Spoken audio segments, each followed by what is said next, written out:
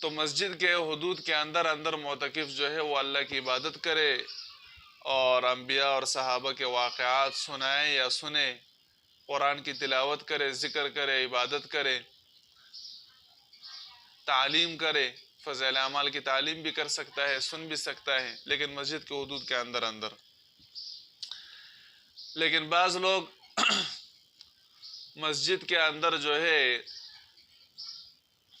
فضول باتیں کرتے ہیں، تو فضول باتیں تو ویسے بھی مسجد میں نہیں کرنی چاہیے، مسجد کے آداب کے خلاف ہے، اور دنیاوی باتیں زیادہ کرنا یہ مسجد کے آداب کے خلاف ہے، اور پھر اعتکاف میں تو بالکل نہیں کرنی چاہیے۔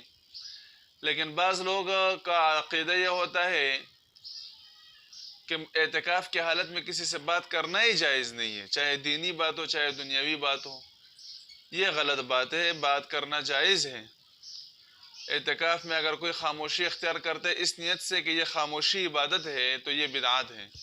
خاموشی اختیار نہ کرے، بات چیت کرے لوگوں سے، ملاقات بھی کرے لوگوں سے، اور دینی باتیں کرے، اگر دنیاوی باتیں بھی کر لی جائے ضرورت کے بقدر تو اس میں بھی کوئی مسئلہ نہیں ہے۔